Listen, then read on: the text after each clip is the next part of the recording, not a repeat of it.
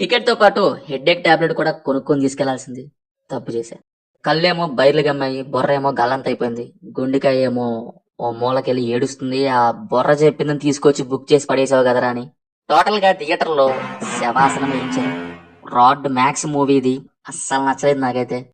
ఇందులో good thing ఏంటంటే Ajit looks, bad ఏంటంటే సాంగ్స్ ప్లేస్మెంట్, రెఫరెన్సెస్ పేరుతో చిరాకు తెప్పించారు.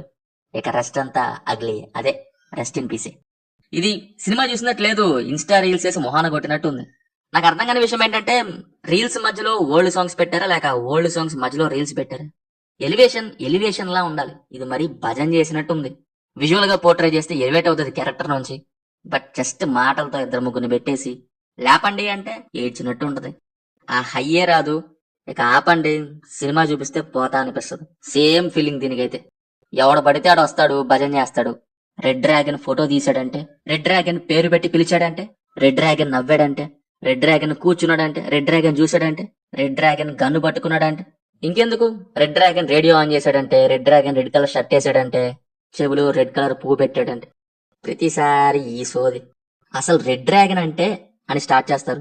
చూసేటోడి కళ్ళల్లోంచి బ్లడ్ కారింది. అది అయ్యేపాటికిలా ఉంటది. పోనీ సినిమా మధ్యలో బిల్డప్ ఉందా అంటే కాదు. మధ్యలో కాదు, అంతా అదే ఉంది. లగ్జరీ కార్స్ అటు ఇటు తిరుగుతాయి. ఎవడ పడితే ఆడు ఎవడ పడితే అని షూట్ చేసుకుంటూ పోతారు. మళ్ళీ అసలు రెడ్ డ్రాగన్ అంటారు.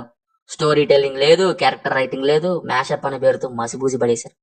ఫ్యాన్ బాయ్ సర్వీస్ అంటే రైటింగ్ లో చూపియాలి కదండి, క్యారెక్టర్ ఎలివేషన్ తో చూపియాలి. అంతేగాని పాత సాంగ్స్ వేసి పక్కన వాళ్ళతో భజన చేపిస్తే ఎలా అండి?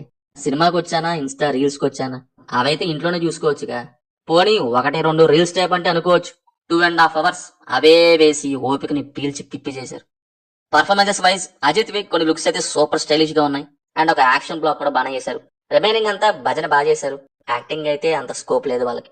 బీజం ఏదేదో లౌడ్ గా ప్లే అవుతూ ఉంటది అంతే, బట్ ఏముండదు. Finally one of the dumbest movie for me. Cinema చూస్తుంటే మీకు ఎలా ఉందో కింద కామెంట్స్ లో మాతో తప్పకుండా షేర్ చేసుకోండి. Will meet in next video. Thank you.